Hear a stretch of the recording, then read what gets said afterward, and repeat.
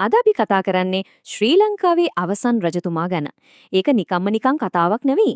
බලය, පාවා දීම සහ එක යුගයකින් අවසානයේ සනිටුහන් කරපු කතාවක්. මේ හැමදේම පටන් ගන්නෙ කුමන්ත්‍රණයකින් දිනාගත්ත සිහසුනකින්.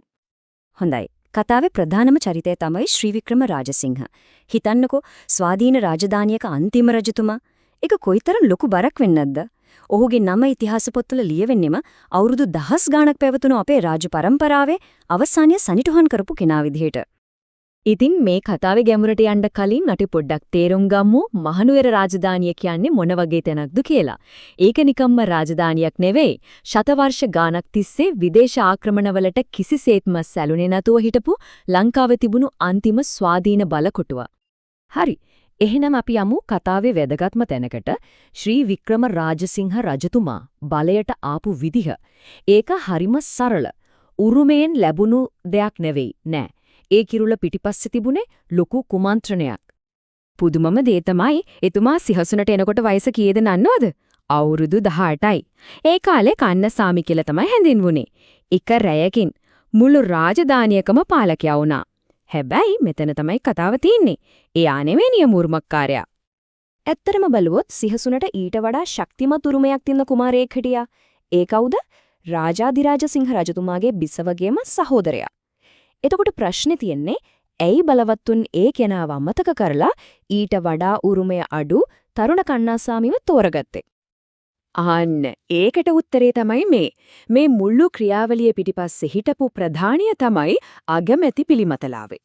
මේ තරුණ රජතුමාව සිහසුනට ගේන මුළු සැලැස්මම එයාගේ සැබෑ අරමුණ තමන්ට ඕන විදිහට නටවන්න පුරුවන් රූකඩයක් සිහසුනෝඩ තියෙන එක. හොඳයි. ඉතින් රජකමට පත් වුණු දවසේ ඉඳලම මේ තරුණ රජතුමාට මුහුණ දෙන්න උනේ වෙන කාගෙන්වත් නෙවෙයි. තමන්ව බලයට ගෙනාපු අයගෙන්ම එල්ල වුණෝ කුමන්ත්‍රණවලට, තර්ජනවලට. පිළිමතලාවේගේ සැලැස්ම ගැන බැලුවොත් ඒක හරිම සූක්ෂමයි. පළවෙනියට තමන්ට පාලනය කරන්න පුරුවන් රූකඩ රජ කෙනෙක් පත් කරනවා. ඊට පස්සේ බ්‍රිතාන්‍යයන් එක්ක ගැටුමක් හදනවා. අන්තිමට ඒ ඇතිවෙන අවුල මැද්දේ තමන්ගේම රාජ වංශයක් පටන් ගන්නවා. ඇත්තටම භයානක සැලැස්මක්. හැබැයි ශ්‍රී වික්‍රම රාජසිංහ රූකඩයක් වෙන්න නම් කොහෙත්ම සූදානම් වුණේ නෑ.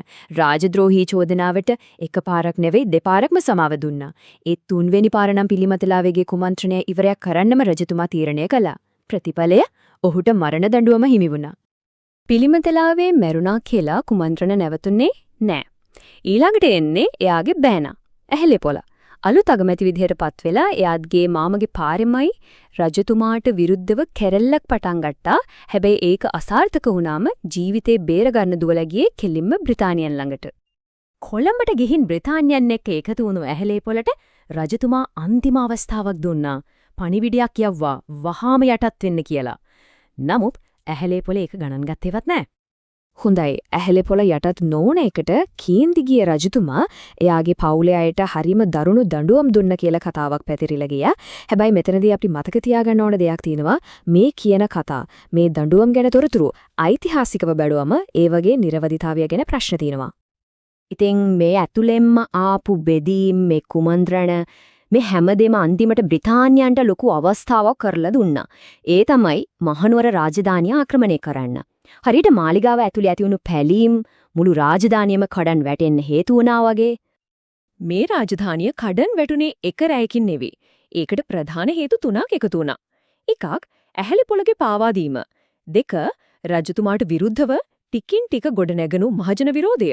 තුන මේ අවස්ථාවෙන් උපරිම ප්‍රයෝජන ගන්න බලාගෙන හිටපු බ්‍රිතාන්‍ය අධිරාජ්‍යයේ බලලෝභය.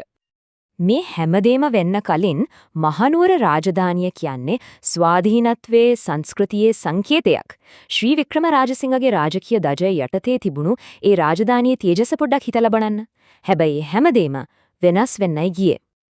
අන්තිමට ඒ හැමදේම වෙනස් වුණා. රජතුමා පරාජයටපත් වෙලා ඉන්දියාවේ වෙල්ලෝර් කොටුවේ රාජකීය සිරකරුවෙක් බවට පත් වුණා. සිංහාසනයේ ඉඳලා සිරගෙදරකට. මේ ගමනෙන් තමයි එතුමාගේත් මුළු රාජධානියෙත් ඉරණම තීරණය වුණේ. හරි. දැන් අපි බලමු රජතුමාගේ ජීවිතේ අන්තිම කාලේ මොකද වුනේ කියලා. බලය, මව්බිම හැමදේම නැති වෙලා. එතුමාගේ ජීවිතේ ගෙවුනේ පිටුවහල් කරපු සිරකරුවෙක් විදිහට. එතුමා බෙල්ලෝර් කොටුවේ හිටියේ තමන්ගේ බිසෝවරු දෙන්නත් එක්ක. ජීවත්ුනේ බ්‍රිතාන්‍ය ආණ්ඩුවෙන් දීපු පොඩි දීමනාවකින්. අන්තිමේදී 1832 අවුරුද්දේ තමන්ගේ රාජධානියෙන් හුඟක් දුරකදී පිටුවහල් කරපු රජ කෙනෙක් විදියට එතුමා මිය ගියා. මෙතන තියෙනවා හරිම පුදුම හිතෙන සම්බන්ධයක්. රජතුමාටයි එයාගේ ළඟම ඥාතින්ටයි දීපු දීමනාව ඒක අවුරුදු 133ක් තිස්සේ ගිවලා තියෙනවා. ඒක නවත්තලා තියෙන්නේ කවදද දන්නවද? 1947 දී ශ්‍රී ලංකාවට නිදහස ලැබුණට පස්සේ. බලන්න රජතුමාගේ පෞද්ගලික කතාව අපේ රටේ යටත් විජිත ඉතිහාසයත් එක්ක කොයිතරම් ගැඹුරට බැඳිලා තියෙනවද කියලා. ඉතින් මේ හැමදේම අවසානයේ අපිට හිතන්න ඉතුරු වෙන්නේ එක ප්‍රශ්නයක්. ශ්‍රී වික්‍රමරාජසිංහ කියන්නේ තමන්ගෙම අයගේ පාවා දීම වලට අහු වුණු අවාසනාවන්ත ගොදුරක්ද? එහෙම නැත්නම් එතුමාගේම ක්‍රියාකලාපයේද මේ බිඳ වැටීමට හේතු උනේ? උත්තරේ මොකක් වුණත් එතුමාගේ කතාව බලය විශ්වාසය සහ පාවා දීම ගැන අපිට කවදාවත් අමතක නොවන පාඩමක් කියලා දෙනවා.